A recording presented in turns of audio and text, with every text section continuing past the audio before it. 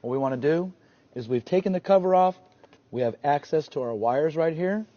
We want to take a test light. No light. Go ahead and we can check a bunch of these.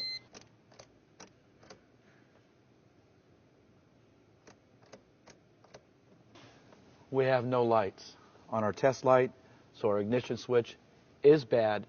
And I hope this video helps you with your no start situation.